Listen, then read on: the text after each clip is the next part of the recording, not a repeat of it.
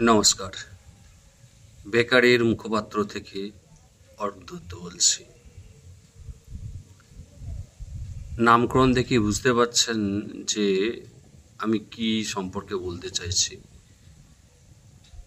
একটু মনোযোগ দিয়ে সকলে শুনবেন এবং সমস্ত বেকারের কাছে এই বার্তাটা পৌঁছে দেবেন। বিশেষ করে আপার প্রাইমারি যে সমস্ত ক্যান্ডিডেট রয়েছেন, যারা বিভিন্ন ধর্ণা মঞ্চ যুক্ত আছেন, সেটা সিট আপডেট হতে পারে, সেটা জয়েনিং মঞ্চ হতে পারে, যেটা ট্রেনিং আপডেট মঞ্চ হতে পারে, সর্বত্র আপার প্রাইমারি ক্যান্ডিডেটের কাছে এই ভিডিও বার্তাটা পৌঁছে দেওয়া উচিত এবং আমাদের সত্যিকারের জ্বালা যন্ত্রণাটা এতটা প্রবল, আমাদের ইউনাইটেড হওয়া খুব জরুরি, যেটা আমাদের ভবিষ্যতে রাস্তায় নামতে হয়তো সাহায্য করবে। 2015 সালে যে বিজ্ঞপ্তি প্রকাশ হয়, সেই বিজ্ঞপ্তি অনুসারে আমাদের যে আপার প্রাইমারি পরীক্ষা হয়েছিল, সেই আপার প্রাইমারি পরীক্ষাতে যে কলকাতা গেজেট 2009, সেই কলকাতা গেজেটে বলা আছে পরিষ্কার করে 8(3)B রুলসে সিট আপডেট করে ইন্টারভিউর 15 দিন আগে পর্যন্ত যত সিট আপডেট করে নিয়োগ করার কথা পরিষ্কার করে বলা আছে। তো 2015 বিজ্ঞপ্তি, 2016 সালে পরীক্ষা, তারপর থেকে 2019 পর্যন্ত কমিশন সেই সদিচ্ছা দেখায়নি যে আপার প্রাইমারি নিয়োগ করতে হবে। কোর্টে কোনো কেস ছিল না, তাহলে বিনা কেসে কমিশন বা সরকার এটুকু সদিচ্ছা দেখায়নি যে আপার প্রাইমারি স্কুলগুলোতে শিক্ষক নিয়োগ করতে হবে। একদল আপার প্রাইমারি নামক যে পরীক্ষাটা আমরা নিয়েছিলাম, সেই পরীক্ষার ক্যান্ডিডেট যারা, তারা দীর্ঘদিন অপেক্ষা করছে, তাদেরকে নিয়োগ দেওয়া দরকার আছে। এই 19 সাল পর্যন্ত তারা নিয়োগ দেয়নি। তারপর বাংলা একটা শিক্ষা দপ্তর নিয়ে তোলপাড় দেখা দিল, একটা অরাজক পরিবেশ পরিস্থিতি তৈরি হলো, বিভিন্ন কল রেকর্ড সামনে এলো এবং আস্তে আস্তে করে মাননীয় বিচারপতি অভিজিৎ গাঙ্গুলি মহাশয়ের আবির্ভাব লক্ষ্য করা গেল। তৎকালীন সময়ে স্কুল সার্ভিস কমিশনের বিচার প্রক্রিয়ার সঙ্গে মাননীয় বিচারপতি জড়িত ছিলেন। তো ওনার প্রচেষ্টা এবং একে একে বেকার সমাজ আস্তে আস্তে করে জানতে শুরু করে যে শিক্ষা ব্যবস্থায় কি পরিমাণ দুর্নীতি হয়েছে। এই দুর্নীতিগুলো যখন চোখের সামনে ভাসতে শুরু করেছে, সেই সময় 9597 বলে একটি মামলা আপার প্রাইমারি ক্ষেত্রে হয় মাননীয় বিচারপতি মৌসুমী ভট্টাচার্যের এজলাসে। তো তিনি পরিষ্কার করে তার অর্ডারে বলে দেন যে রুলস মেনে নিয়োগ করার কথা, তিনি পুনর্মূল্যায়ন করার বিরুদ্ধে রায় দেন এবং তৎকালীন সময়ে যে রিজার্ভেশন পলিসি কমিশন মেনেছিল, সেই রিজার্ভেশন পলিসি নিয়ে এখন যে সমস্যা দেখা দিচ্ছে, সেই সমস্যা ছিল না। তৎকালীন সময়ে রিজার্ভেশন পলিসি সঠিক ছিল এবং মৌসুমী ভট্টাচার্য ম্যাম যে রায় দান করেছিলেন, যে অর্ডার পেশ করেছিলেন, সেই মোতাবেক আবার প্যানেল বাতিল যেটা হয়েছিল সেই প্যানেল বাতিল করে নতুন করে রিপ্যানেল করার কথা তিনি বলেছিলেন এবং নতুন করে সেই প্রক্রিয়া আবার শুরু করে কমিশন। সেই প্রক্রিয়াটা শেষ করতে প্রায় লেগে যায় 2 থেকে 3 বছর,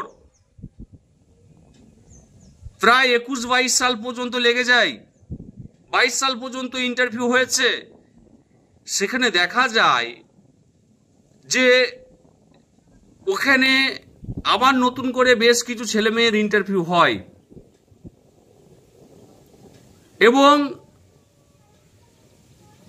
তারপরেও পরিস্থিতি এমন তৈরি হয় যে একদল চাকরি প্রার্থী ম্যাট 638 কেস ফাইল করে।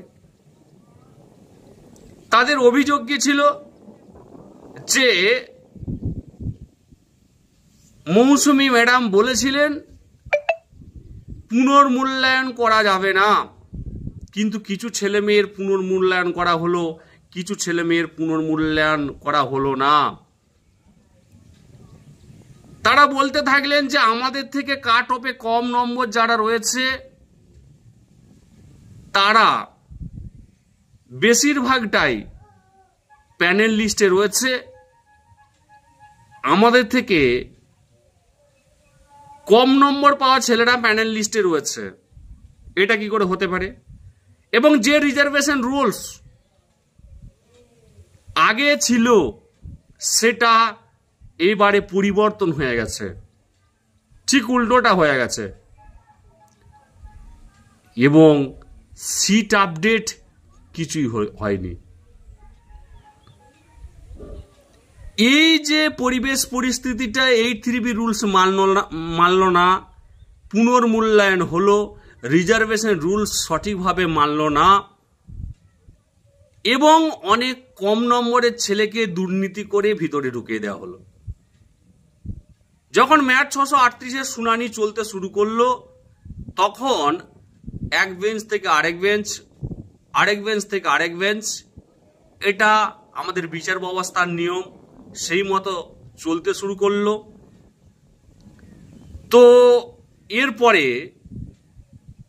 দেখা গেল কমিশন বারবার ধরে আমরা যখনই লিস্ট ধরাচ্ছি যে এই ছেলেগুলো এই রোল নাম্বারের ছেলেরা কম নম্বর পেয়েছে মাই লর্ড, এরা কি করে মেরিটে থাকতে পারে, তখনই কমিশন বলে দিচ্ছে যে মাই লর্ড এদেরকে তো আমরা বাদ দিলাম, ঠিক আছে আমরা ওদেরকে বাদ দিয়ে দেবো। তাহলে আমরা ধরে দিচ্ছি ওনারা বাদ দিচ্ছেন, আমরা ধরে দিচ্ছি ওনারা বাদ দিচ্ছেন। তাহলে ভাবুন তো, তাহলে কমিশনের যে দপ্তরে যারা রয়েছেন, যারা চেয়ারম্যান, তারা কি করছেন?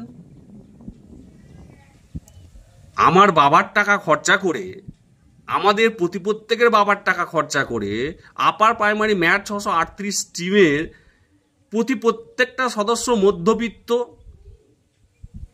ওভারেজ টিউশনি করার পয়সা দিয়ে তারা মামলা করতে গেছে শখ করে এই দুর্নীতি ধরার জন্যে। কি মামাবাড়ির আবদার যে মাই লর্ড আপনি যেটা বললেন সেটা তো হয়ে গেল, আমরা ঠিক করে দিয়েছি, আর তো এর মধ্যে কোনো দুর্নীতি নেই। তুমি পুনর্মূল্যায়ন করলে, কেন পুনর্মূল্যায়ন করলে? এটা কি অর্ডার ছিল?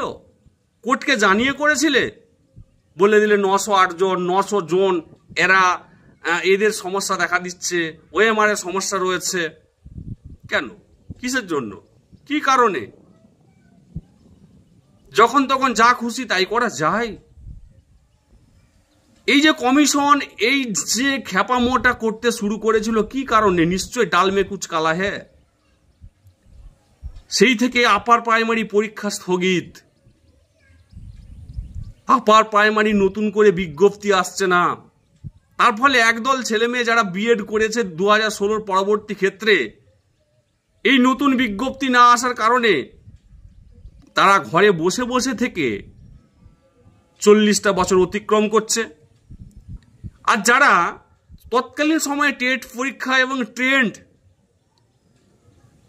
সেই সময় 38-35 করে বয়স ছিল, তাদের হয়ে গেছে প্রায় 48, 50, 55 বছর ওভারেজ। তাহলে মশাই, এখনো পর্যন্ত কমিশন শুনানির সময় এজলাসে দাঁড়িয়ে একটি বারের জন্য বলেনি 8(3)B রুলস মেনে আমরা সিট আপডেট করব। তাহলে আপনি সিট আপডেট করতে চাইছেন না? তৎকালীন সময়ে 14,339টা সিট ছিল। এই 10 বছরে আপনি যদি 3টে নিয়োগ দিতেন, 4টে নিয়োগ দিতেন, তাহলে আপনাকে সিট আপডেট করতে হতো না, ভ্যাকেন্সি দিতে হতো না, 3বার 4বারে আপনাকে 10,000 করে নিয়োগ করতে হতো না। স্কুলগুলোতে কি অবস্থা হয়েছে একবার দেখবেন। জুনিয়র হাই স্কুলগুলোতে 1জন টিচার, 2জন টিচার, ইতিহাসের টিচার অঙ্ক পড়াচ্ছে, অঙ্কের টিচার বাংলা পড়াচ্ছে। কি অবস্থা স্কুলগুলো! আমরা যখন পড়াশোনা করেছিলাম, সেই যে স্কুলে 40টা টিচার ছিল, আজকে সেই স্কুলে 15টা টিচার। বেশিরভাগ ক্ষেত্রেই বায়োসায়েন্সের টিচার ফিজিক্স পড়াচ্ছে, ফিজিক্সের টিচার ইতিহাস পড়াচ্ছে। এগুলো প্রত্যেকটা স্কুলে গেলেই, তদন্ত করলেই পরিষ্কার হয়ে যাবে। তাহলে আপার প্রাইমারি সিস্টেমটাকে আপনারা এই ধরনের পরিবেশ পরিস্থিতির মধ্য দিয়ে কিভাবে ধ্বংস করে দেওয়া হলো? দুর্নীতি হয়নি? দুর্নীতি যদি না হয়েছে, তাহলে শিক্ষা দপ্তরটা জেলে কেন? কিসের জন্য শিক্ষা দপ্তর জেলে গেছে? নিশ্চয়ই দুর্নীতি হয়েছে বলে। হাইকোর্ট এবং বিচারপতিরা এত ঠুনকো নয় বিনা কারণে কাউকে হ্যারাসমেন্ট করবে। প্রমাণ হয়তো হবে না, কারণ প্রমাণ তো লোপাট করে দেওয়া হয়েছে, তাই প্রমাণ করা খুব চাপ। তাহলে এই যে জিনিসগুলো দিনের পর দিন ঘটে গেল, একটা প্রজন্ম শিক্ষিত হওয়ার পরও বেকার থেকে গেল, আর একটা প্রজন্ম স্কুলে শিক্ষা না পেয়ে শেষ হয়ে যাচ্ছে দিনের পর দিন। আজকে স্কুলগুলো যে দেখবেন, 2011 সালের আগে স্কুলগুলো যে পরিমাণ পড়াশোনা হতো, যে পরিমাণ মেধা তৈরি হতো, আজকে সেই স্কুলগুলোতে শুধুমাত্র কিভাবে অরাজক পরিস্থিতি তৈরি হয়েছে। প্রত্যেকটা স্কুলে আপনি গ্রামে গ্রামে যাবেন, প্রত্যেকটা স্কুলের খোঁজ খবর নেবেন, তাহলে আপনার কাছে জলের মতো পরিষ্কার হয়ে যাবে স্কুলগুলোতে কিভাবে, কিরকম পরিবেশ, পড়ার পরিবেশটা কি ধরনের হয়ে গেছে। এটা হলো আপারের ইতিহাস। এই আপার প্রাইমারি নিয়োগটা পুরো সদিচ্ছার অভাবে, ইগোর অভাবে আজকে এই পরিস্থিতি। আমি মানলাম যে প্রশাসনিক প্রধান হিসেবে মুখ্যমন্ত্রী এসব জানতেন না। যখন দিনের পর দিন আপার প্রাইমারি ছেলেরা রাস্তায় নেমেছে, ধর্ণা মঞ্চ তৈরি করেছে, মুখ্যমন্ত্রীর দৃষ্টি আকর্ষণ করার চেষ্টা করছে, তখনও পর্যন্ত একবারও মুখ্যমন্ত্রীর হস্তক্ষেপ লক্ষ্য করা যাচ্ছে না।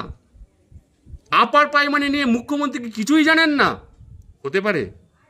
হতে পারে তিনি সব জানেন। যখন আজকের দিনে দাঁড়িয়ে এত মানুষ প্রতিবাদ করছে, এত মঞ্চ প্রতিবাদ করছে আপার প্রাইমারিকে কেন্দ্র করে, মুখ্যমন্ত্রী চুপচাপ নীরব বসে আছেন। তিনি একবার ধর্ণা মঞ্চগুলোয় আসতে পারেন না, একবার কথা বলতে পারেন না, একবার একটা শব্দ প্রয়োগ করতে পারেন না আপার প্রাইমারিকে কেন্দ্র করে। কিসের জ্বালা? কিসের জ্বালা? কি হয়েছে? আপনার পছন্দের লোকজনকে ঢোকানো যাচ্ছে না বলে? এই ভিডিওটা সকলে শেয়ার করুন, যাতে করে রাজ্যের প্রশাসনিক সর্বোচ্চ স্তরে পৌঁছে যায়।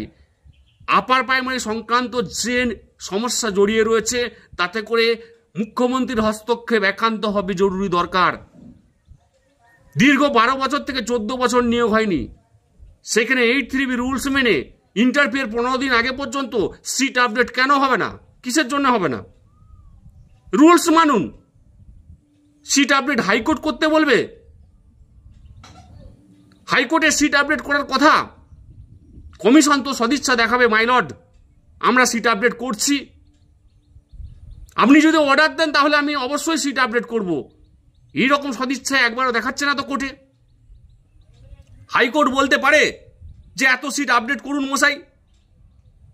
কখনো পারে না। কি করে পারবে? খাওয়াবেন তো আপনি, সেটা হাইকোর্ট নিমন্ত্রণ করতে পারে নাকি? আপনি যদি বলেন আমি 500 লোককে খাওয়াতে পারবো, আর হাইকোর্ট বলে দেবে 5000 জনকে নিমন্ত্রণ হতে পারে, তাহলে আপনি তো বলবেন যে এত বছর ধরে নিয়োগ হয়নি, এতগুলো জন সিট আমার কাছে আছে। 15 বছর চাকরি আপার প্রাইমারি পরীক্ষা হয়নি, তাহলে কত সিট আছে সেটা তো আপনি জানাবেন। ফিউচার ভ্যাকেন্সি, কিসের ফিউচার ভ্যাকেন্সি? আমি যখন পরীক্ষা দিয়েছিলাম তখন আমার বয়স কত ছিল? 23 বছর, 24 বছর। তাহলে আজকে আমাদের বয়স কত হয়েছে? 38 বছর, 35 বছর, 37 বছর, কারো 45 বছর, 47 বছর। তাহলে এদের এই যে প্রজন্মটা নষ্ট হয়ে গেল, তাহলে ফিউচারটা কি রইল? ফিউচার দেখাচ্ছেন 10 বছর ধরে পরীক্ষা না নিয়ে। ফিউচার কিসের ফিউচার? আমাদের ফিউচারটা কে দেখবে? আমরা তো ট্রেনিং করেছি। আপার প্রাইমারি নিয়োগ করতে গেলে টেট পাস করতে হয়। আপনি দেখাতে পারবেন যে আমরা ছাড়া বাংলাতে আর কারা টেট পাস ট্রেন্ড আছে? তাহলে টেট পাস ট্রেন্ড যারা রয়েছে তারাই তো ফিউচার। ফিউচার ভ্যাকেন্সি দেখাচ্ছে, নতুন বিজ্ঞপ্তি দিতে পেরেছেন? আর যদি নতুন বিজ্ঞপ্তি দেন তা সেইখানে আমাদের কি হবে? আমরা ক বছর পরীক্ষা দিতে পারবো? এই ভিডিওটা সকলে শেয়ার করুন এবং সর্বোচ্চ পর্যায়ে পৌঁছে দিন। এই আপার প্রাইমারির বঞ্চনা এবং যন্ত্রণা, অনেককে আমরা অসুস্থ হতে দেখছি, অনেককে আমরা মৃত্যু মুখে ঢলে যেতে দেখেছি, অনেক বন্ধুকে হারিয়েছি, অনেক সমস্যায় জর্জরিত ছেলে মেয়ের কথা, জ্বালা যন্ত্রণার কথা শুনে মনে প্রচুর কষ্ট হয়। তারা যে টিউশন পড়বে, টিউশনি পড়াবে, সেই অবস্থা পর্যন্ত নেই। এখন বর্তমান দিনে ছেলে মেয়েদের পড়ার মতো মানসিকতা নেই, পড়াগুলোই উঠে গেছে। বহু ছেলে মেয়ে স্কুল ছুট, তারা স্কুলেই যেতে চাইছে না। মেয়েদের সংখ্যাটা বেড়ে গেছে স্কুলেতে, কারণ তারা কন্যাশ্রী, রূপশ্রী এসব পাচ্ছে বলে। আর ছেলেরা অধিকাংশ সময়, বেশিরভাগ ছেলে 11, 12 আর কি, কেউ আর পড়াশোনাই করতে চাইছে না। এই বাস্তব পরিস্থিতিটা আমাদেরকে মেনে নিতে হবে। এটা গ্রামগঞ্জের কথা বলছি। সকলে ভালো থাকবেন এবং এই ভিডিওটা বেশি বেশি করে শেয়ার করবেন।